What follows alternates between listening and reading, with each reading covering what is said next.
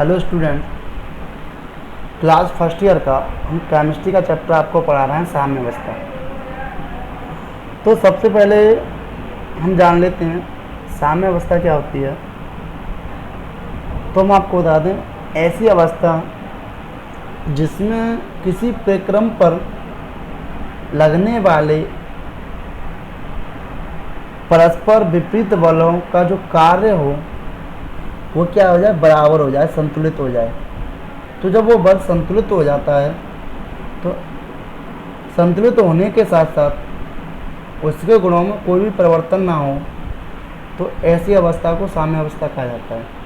ऐसी अवस्था को क्या कहा जाता है? साम्य अवस्था। ओके, मतलब किसी भी प्रक्रम, कोई भी प्रक्रम हो, उस पर जो विपरीत कार्य हो रहा हो, विपरीत कार्य होने पर उस पर जो दो विपरीत कार्यों पर जो बल लग रहा हो वो बल संतुलित हो जाए। क्या हो जाए? संतुलित, बराबर हो जाए, समान हो जाए। तो और उसके गुणों में कोई भी परिवर्तन ना हो तो उसे साम्य अवस्था कहा जाता है। क्या कहा जाता है? साम्य अवस्था। उसके बाद आता है सक्रिय द्रव्यमान। आपको बता दें सक्रिय द्रव्यमान क्या होता है। 1 लीटर आयतन में पदार्थ के उपस्थित ग्राम अणुओं की संख्या उस पदार्थ का सक्रिय द्रव्यमान कहलाता है। इसे बड़े कोष्ठक से व्यक्त किया जाता है। देखो, सक्रिय द्रव्यमान क्या होता है, जैसे कोई भी पदार्थ है तो 1 लीटर आयतन में जो पदार्थ मिला हुआ है उस पदार्थ के जो ग्राम अणुओं की जो संख्या होती है, क्या होती है? संख्या, वो सक्रिय द्रव्यमान कहलाती है। क्या कहलाती है? सक्रिय द्रव्यमान। जैसे ये कोई बर्तन हो गया, इसमें कोई पदार्थ भरा हुआ है, 1 लीटर है वो। इसके बाद इसमें ग्राम अणुओं की जो पदार्थ मिला हुआ है, इसके ग्राम अणुओं की संख्या जो भी होगी वो सक्रिय द्रव्यमान होगी। इसको बड़े कोष्ठक से डिनोट किया जाता है, ये मैंने आपको बता दिया। तो इसका जो फॉर्मूला बनेगा वो बनेगा सक्रिय द्रव्यमान इक्वल टू पदार्थ की मात्रा ग्राम में अपॉन पदार्थ का अणुभार, टोटल के नीचे अपॉन आयतन लीटर में। अब देखो यहाँ पर जो आयतन लिया गया है वो लीटर में लिया गया है, पदार्थ का अणुभार भी, वो पदार्थ की मात्रा ग्राम में है तो पदार्थ का अणुभार भी होगा। ओके, जैसा हमने कोई भी पदार्थ ए मान लिया, क्या मान लिया? ए पदार्थ मान लिया। जब ए पदार्थ हमने माना तो देखो ए का सक्रिय द्रव्यमान हम निकालेंगे तो ए को बड़े कोष्ठक में बंद कर दिया। क्यों? क्योंकि सक्रिय द्रव्यमान को बड़े कोष्ठक से डिनोट किया जाता है। उसके बाद ए की मात्रा ग्राम में, जिसका सक्रिय द्रव्यमान निकाल रहे हो उसकी मात्रा होगी ग्राम में, अपॉन ए का अणुभार, जिसका सक्रिय द्रव्यमान निकालना है उसी का अणुभार होगा, अपॉन आयतन लीटर में। ठीक है, आयतन किस में होगा? लीटर में होगा। और इसका जो इकाई बनेगी या यूनिट बनेगी वो क्या बनेगी? मोल प्रति लीटर बनेगी। मोल प्रति लीटर क्यों बनेगी? क्योंकि इस पूरे की जो इकाई होती है, ए की मात्रा ग्राम अपॉन ए का अणुभार, ये मोल होती है, अपॉन आयतन, आयतन लीटर में तो लीटर। ओके, उसके बाद आता है द्रव्यानुपाती क्रिया का नियम। देखो, साइंटिस्ट होते नॉर्वे के रसायनज्ञ और गुलबर्ग, नॉर्वे के रसायनज्ञ गुलबर्ग तथा बागे ने एक उत्क्रमणीय क्रिया को लेकर एक एक्सपेरिमेंट किया, एक अध्ययन किया और एक नियम दिया था। उस नियम को द्रव्यानुपाती क्रिया का नियम बोला गया। इस नियम के अनुसार क्या होता है, जब ताप स्थिर हो तो उस पदार्थ की जो अभिक्रिया करने की जो दर होती है उसके सक्रिय द्रव्यमान के समानुपाती होती है, और जो रासायनिक अभिक्रिया की दर होती है वह अभिकारकों के सक्रिय द्रव्यमान के गुणनफल के समानुपाती होती है। जो रासायनिक अभिक्रिया की जो दर होती है, सपोज जैसे ए, ठीक है, प्लस बी उत्क्रमणीय के चिन्ह, सी प्लस डी, ये कोई रिएक्शन हो गई। जब ये रिएक्शन होगी तो आपने यहाँ पे देखा, आपने क्या देखा? देखो ए प्लस बी उत्क्रमणीय का चिन्ह है, उत्क्रमणीय की बात कर रहा है ना वो, ठीक है। उसके सक्रिय द्रव्यमान देखो उत्क्रमणीय ली थी। अब उसके बाद आपने देखा सी प्लस डी, अब वो कह रहा है जो इसका अभिकारक होता है, तो अभिकारक कौन सा होगा,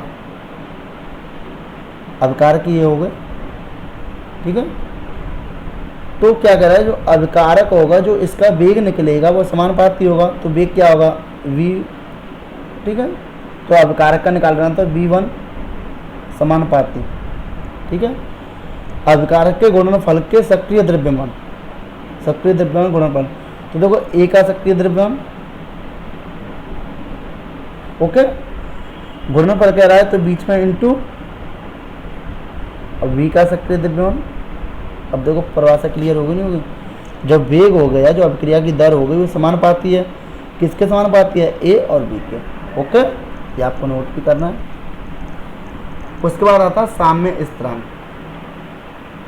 अब देखो साम्य स्थिरांक क्या होता है, साम्य स्थिरांक होता है किसी निश्चित ताप पर अग्र अभिक्रिया और विपरीत अभिक्रिया के वेग स्थिरांक के अनुपात को साम्य स्थिरांक कहते हैं।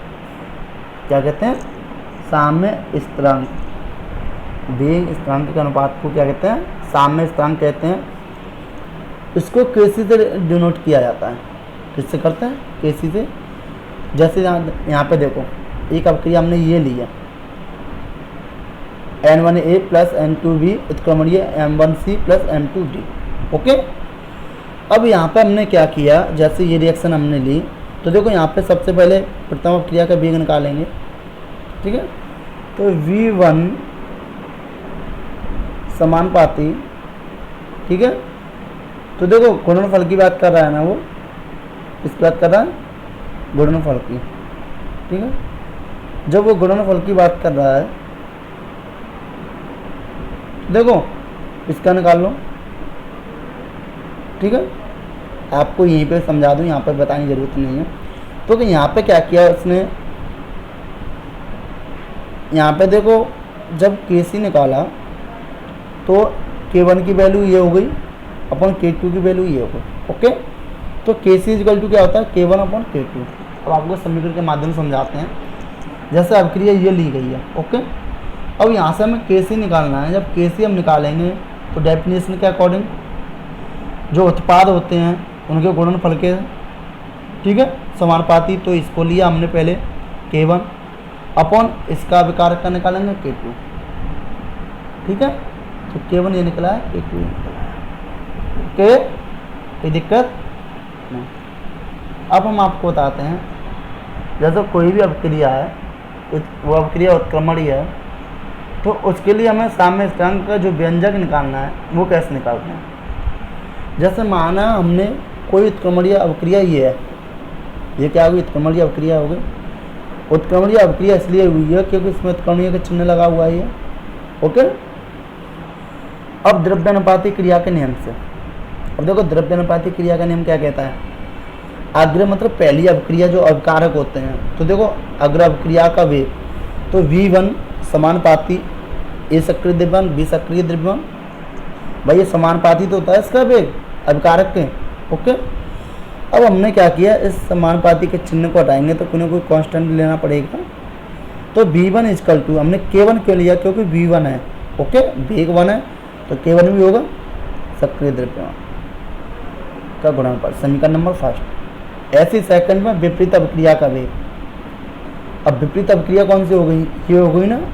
अब इसका वेग निकाला होगा तो देखो V2 समानुपाती सक्रिय द्रव्यमान C गुणनफल सक्रिय द्रव्यमान D, ओके। अब इसको भी तुम हटाओगे तो कोई ना कोई कांस्टेंट लेना पड़ेगा आपको।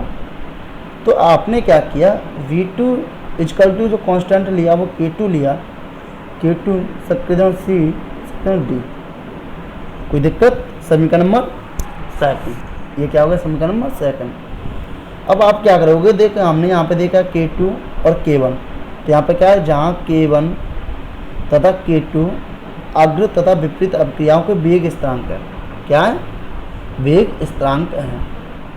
तो साम्य अवस्था से, तो साम्य अवस्था से, साम्य अवस्था क्या कहती है, अभी मैंने बताया साम्य अवस्था ये कहती है दोनों विपरीत दिशाओं में लगने वाला जो कार्यरत बल होता है वो समान होता है, बराबर होता है, ठीक है।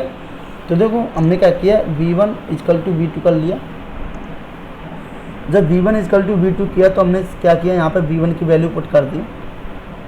देखो v1 की वैल्यू ये है k1 सक्रिय द्रव्यमान a सक्रिय द्रव्यमान b is equal to k, v2 की वैल्यू ये है k2।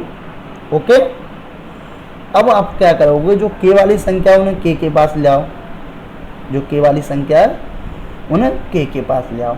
ओके, तो देखो k1 upon k2 is equal to जो c सक्रिय द्रव्यमान c गुणन पर सक्रिय द्रव्यमान d अपॉन सक्रिय द्रव्यमान a सक्रिय द्रव्यमान ये भाई इसके नीचे तो चली जाएगी। जैसे k1 तो भाई देखो k ये तो इसके नीचे आ गया, आपको समझा दूंगा। देखो ये k2 है वो तो k1 के नीचे आ गया। ओके, और ये इसके नीचे चला गया। ठीक है, तो ये बन गया नहीं बन गया। हम जानते हैं हम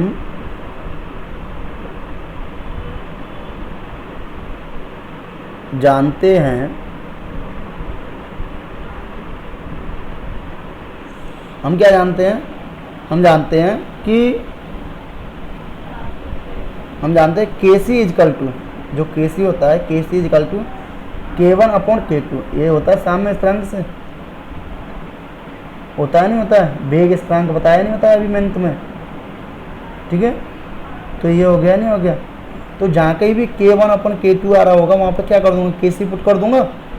तो देखो जब k1 k2 ये आ रहा है ना, ये पूरा क्या हो गया k1 अपॉन k2 हो गया। तो यहाँ पे मैंने क्या पुट कर दिया, के सी पुट कर दिया। तो के सी यहाँ पे पुट किया तो क्या बन गया, के सी इजकल टू सक्रिय द्रव्यमान सी सक्रिय द्रव्यमान डी अपॉन सक्रिय द्रव्यमान डी। ओके, समझ में आ गया। इसी के साथ आपका ये फॉर्मूला प्रूव हुआ। इसका जो नेक्स्ट पार्ट बताएंगे वो आपको हम कल बताएंगे। ओके।